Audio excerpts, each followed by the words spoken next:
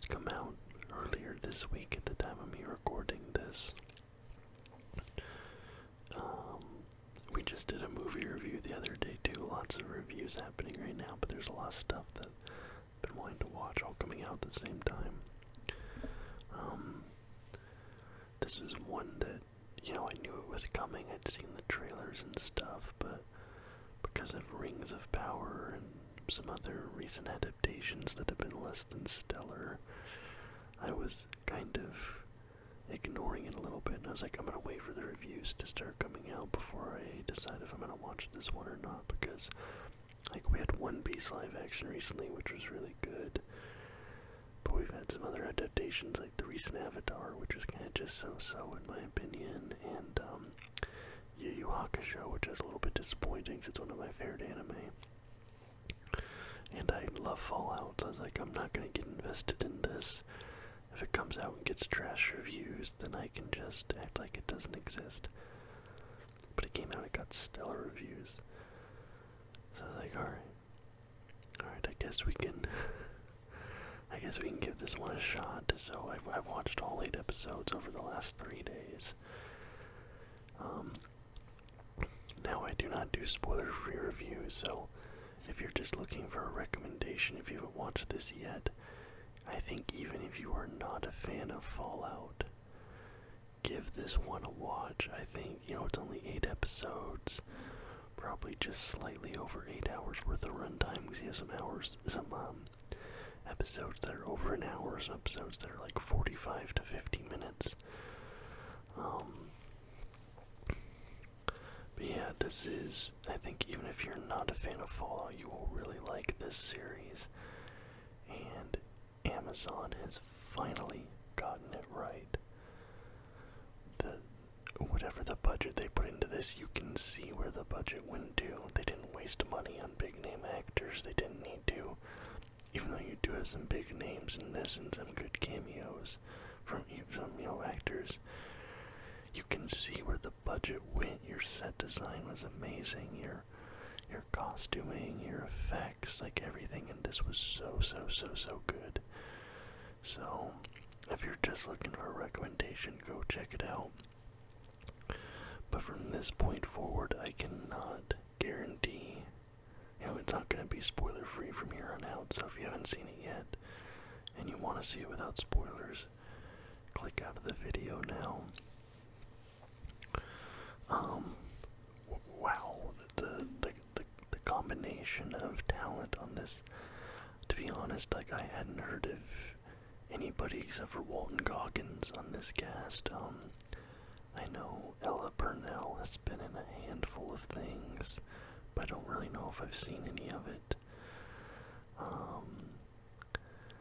But your 3 main protagonists, really, there are 4 protagonists, I suppose, as well, but your 3 protagonists that are out in the wasteland are all really good. Ella Purnell as Lucy, Walton Goggins as the ghoul, Cooper, and then Maximus, played by Aaron Moten. Now there's also the 4th protagonist. Oh, my camera just froze, hold on. There's also the 4th protagonist, Norm, Lucy's brother, played by Moises Arias. And he was the one I was not expecting to be as good as he was.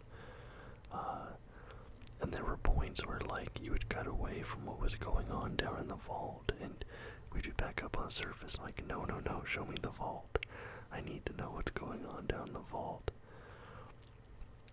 And this might be a weird thing, I don't know, I might be off base with this.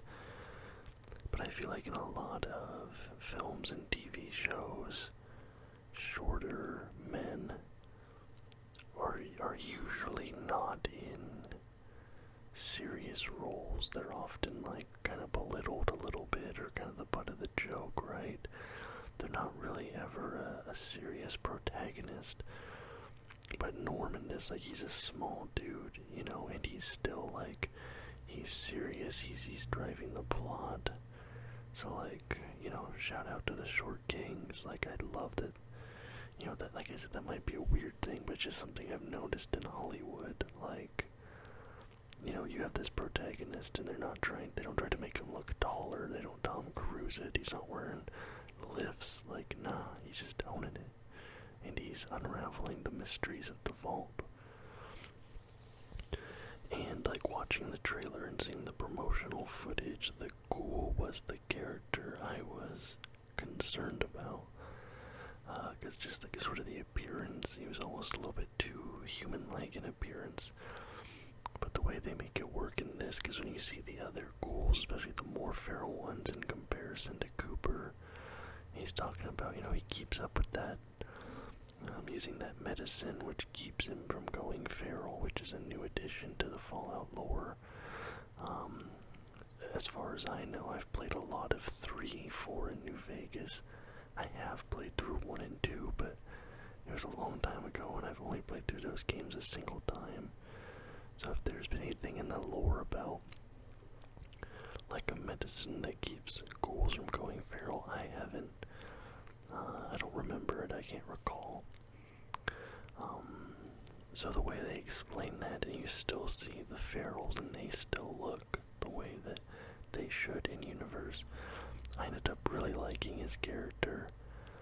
Like I said, I liked all 4 of these, the main protagonists that we follow. I thought they all did really good. The character work on all of them and their differences. Lucy, where, she comes out extremely naive, and you still see those moments of naivete, but it's kind of like a fish out of water story from our point of view. Cooper kind of just being the hardened, cold-hearted mercenary and following his story, like getting the flashbacks to his real life or before the bombs dropped, and seeing the culmination of events that got him to being the way that he is now. That was like that.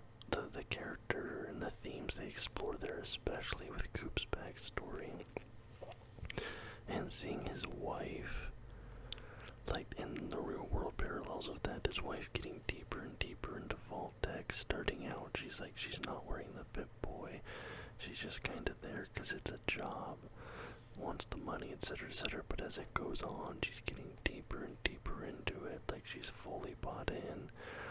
She's the one that even makes the comment, like, we will drop the bomb if we have to, talking about making sure they get into a good vault. And speaking of that good vault thing, like, I think it's gonna be revealed, because a big part of this is, the Ghoul is trying to figure out what happened to his family, which is why he wants to find, Lucy's dad, because he's the overseer of Vault 33, originally from Vault 31, where all the Vault Tech employees are at, of course. I think it's gonna come out that his wife and daughter are in Vault 31, and I say that because everybody else who was working in that office building that we saw, both Betty and Norm, both ended up being in Vault 31, and then becoming overseers of Vault 33. So I think that it will be revealed in Season 2, maybe Season 3, I don't know. I know we're definitely getting a Season 2, I don't know if we're getting 3. That the Ghoul's wife and daughter are in Vault 31.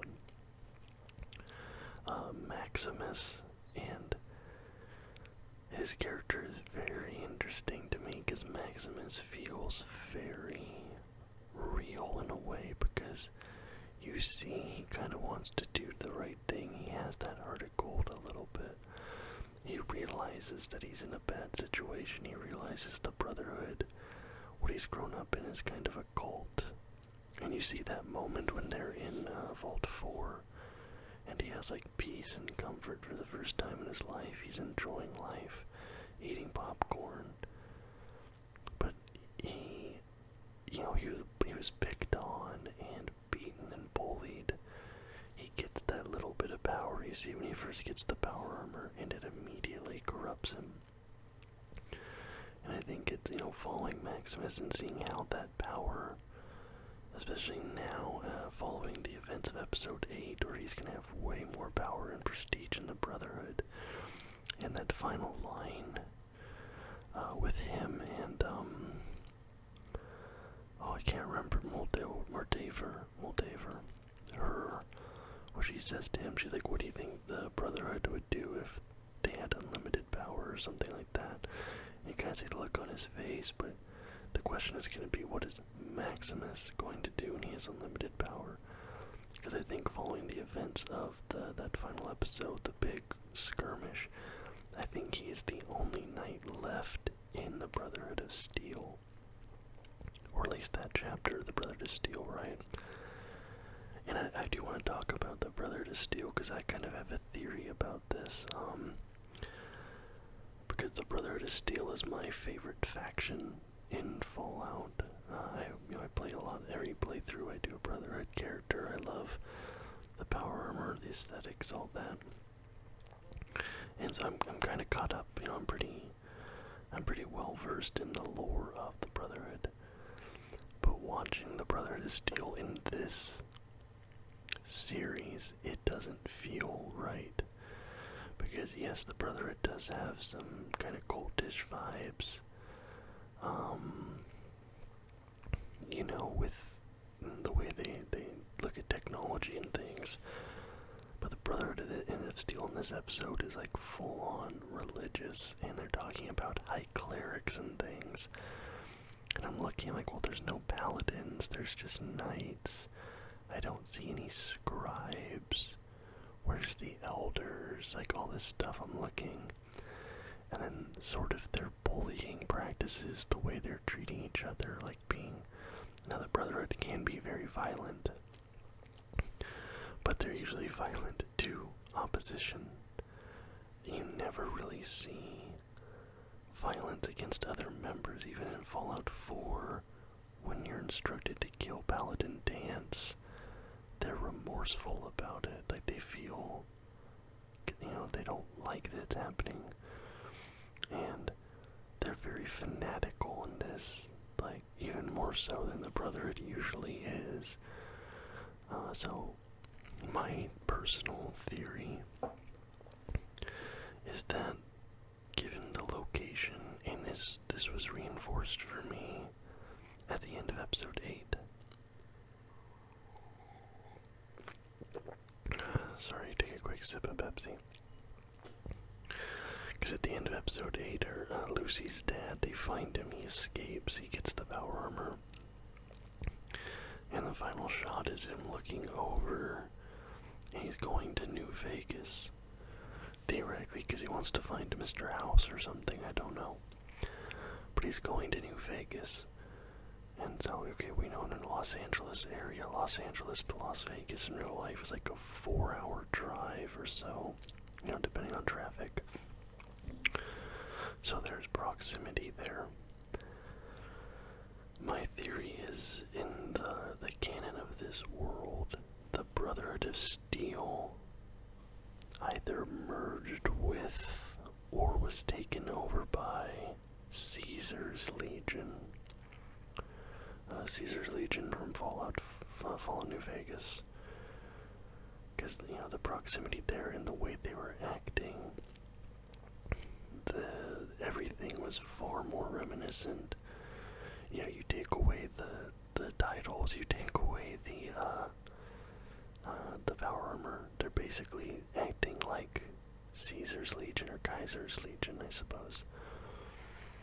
So that's my theories in the lore of the world. There was either a merge or a takeover or something between whatever chapter of the Brotherhood of Steel was in Los Angeles and Caesar's Legion. And I think even the naming conventions hint at that. Titus, Maximus, what are some of these other names for the Brotherhood? Thaddeus. Right, those are Roman-sounding names. Look at the names of the Brotherhood. Danse, Maxim, Lions. But they made a point. All of these Brotherhood members have very Roman sounding names. And I didn't realize this, but the guy who worked on this also worked on HBO's Westworld. And if you watched Westworld, you know that none of the subtle little stuff was ever an accident. It was all planned out, intricate.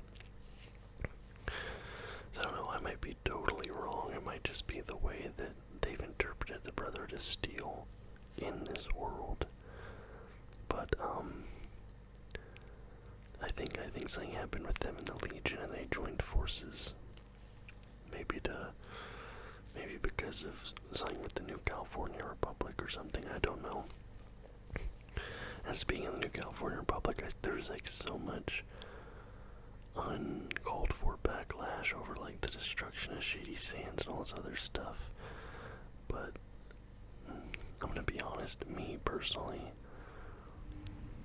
I know people might get weird about this because like New Vegas is such like a weird like fan base around it, but this is just me. Out of 3, 4 in New Vegas, of those 3 games, New Vegas is my least favorite.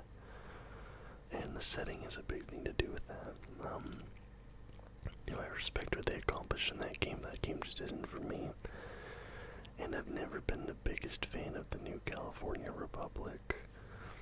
But there's a lot of people who like diehard New Vegas fans, therefore like diehard NCR fans, and they were like outraged at the destruction of Shady Sands and like the way the New California Republic was handled in this. But I don't care. It's a good show. Their take on the lore is really good. I already talked about our 4th protagonist, Norm, a little bit, but I really liked Norm. Of the 4, like I said, I kept being like, no, go back to the Norm storyline. Because what I liked about him, he's not walking around shooting people, he's not getting attacked, he's not in these life and death situations really, but he's just like trying to untangle this web of this conspiratorial mystery. And then in the last episode, when you finally, because as a viewer you're kind of slowly piecing it together, and then when as a viewer you get to see what Norm is discovering contrasted with the flashbacks of the ghoul, and you kind of start putting 2 and 2 together, and then when it finally reveals, it's like such a good payoff. The storytelling and character moments in this show pay off so good over and over and over again. Like, the show doesn't insult your intelligence, it rewards you for paying attention and getting invested in the story, because like it's the next thing always kind of like leads to the next thing. There's never a Deus Ex Machina or anything, so it rewards your curiosity. Like if you're watching and asking questions, it's gonna pay off. Like there's nothing that just gets ignored, which I really appreciate in this show, because not every show accomplishes that. So the writing on this thing, the writing staff are just tight, like so good. And it leaves you like it left me wanting more. Compare that, like I said, the Avatar live action, I watched the first season of that, and I'm like, I don't really care if they make season 2 or not. One Piece live action, I watched that, and I'm like, I want season 2 to be out right now. And that's how I feel about Fallout. I had a whole list of things I wanted to say, but of course, the minute you hit record, going back to the ghoul, his wife, I loved that. The real world paralleled that, because it's such a meme, right? Like you go and you get a degree in engineering or something, and you have all the intentions of the world, like, oh, I'll make the world a better place, I'll build bridges and stuff, and like wherever.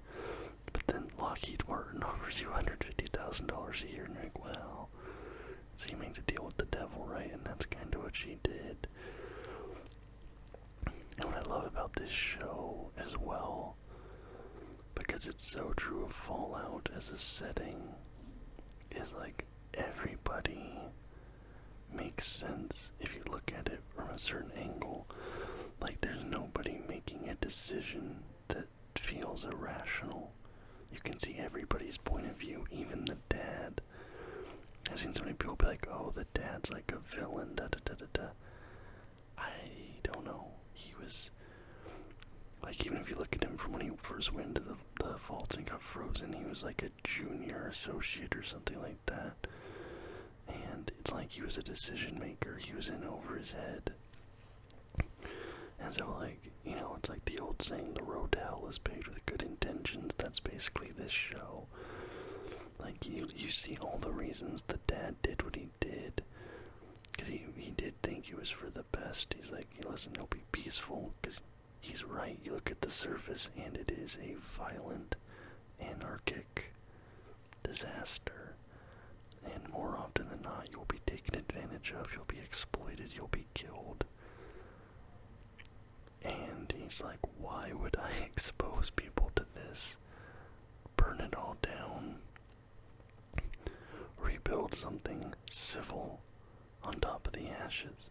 So even your people portrayed as a villain, you can understand. You can see why they do what they do. And then of course, the Moldaver, the show is sympathetic towards her. You can understand her point of view. She's like, well, Vault-Tec basically caused this situation. We're here now. Let's, make the most of it. Let's rebuild. You understand her, you understand him. The only question I have, and I don't know if this show explained it and I just forgot or missed it, I don't know how she is still alive. Because she was doing, unless I'm mistaken, but I thought she was the woman from the meetings, like the communism meetings, not actually communists. I might be mistaken and that wasn't the same person, but to me I thought it was the same person, or was implied to be the same person, so somehow she lived 200 plus years. I had to figure out what's going on with that. Like I said, I might have just missed it or forgot or something. But yeah, absolutely, as a Fallout fan, since I was a kid, even before I played the games, my older brother is obsessed with Fallout. I was watching him play Fallout 1 and 2 on PC, even when I didn't really understand what was going on. My brother has Pip-Boy. He has all sorts of Fallout themed merchandise and memorabilia. He always has, his whole life since we were kids. So I've always loved the setting, and I'm so glad that Amazon actually did good with the setting here. And they made a product that I'm excited to see where it goes. Like, I am, the minute they drop season 2, I'm like, yeah, let's go. And I reinstalled Fallout 4 as soon as this video is done recording. When edit it, upload it, and I'm gonna start playing Fallout 4. Like, it's just, it makes me really happy. And if you haven't seen the series yet and you still watch this through to this point, I definitely recommend watching it. I feel like I had a lot more things to say, but like I said, the minute I hit record, I kind of forgot. Kyle MacLachlan was great. He was only in like 2 episodes, but every episode he was in, like, I've always loved Kyle MacLachlan. The action in the show is great. I love that your gunshots feel strong and impactful. People are getting jacked up. The power armor, they did power armor right. It felt like a walking tank. Like, you see dudes just walking into gunfire, crushing people's heads with the hands. Like, they did the power armor right. The opening montage, the opening action montage where the Vault 33 gets raided and attacked, and then the final one where Philly gets raided and attacked by the Brotherhood. Those slow motion action sequences, both those were amazing. Like I said, this show is the perfect example of a big budget show that didn't waste their budget, and they spent it well. You had so many great set pieces, characters, plot lines, and it, from beginning to end, just made perfect sense. You were invested. Even my girlfriend, who she's never played any Fallout at all, she watched the whole thing with me, and she was like engrossed the whole time, like no phone scrolling, nothing, like we're just watching this show. And she was like, oh, what about this, what about this, like she was getting into it. So you do not have to be a Fallout fan to enjoy this show. And you had some great cameos. Chris Parnell was the Cyclops Vault overseer. Fred Armisen was the radio DJ. Michael Rappaport was the Night Titus. That was really funny to me. Because I was like, listen, like, man, this guy, like, I made the joke, I'm like, I like how the Knight is just a New Yorker. Like, he's just like a stereotypical New Yorker. And I look it up, and it's actually Michael Rappaport, the stereotypical New Yorker. So all that stuff I thought was great, but it didn't take away anything, so. Yeah, for me, Fallout, the show, I'll probably go 8.5. 8.5 out of 10. I really, really enjoyed it. Worthy of a rewatch, in my opinion. Maybe throw it on while doing something, but worthy of a rewatch. And like I said, I'm gonna stop recording now. I'm gonna edit this video, and then I'm gonna play Fallout 4. So I do hope you enjoyed the video. Let me know what you thought of the show. If you've seen it, in the comments down below. If you liked the video, please leave a thumbs up and subscribe to the channel for more content just like this almost every single day.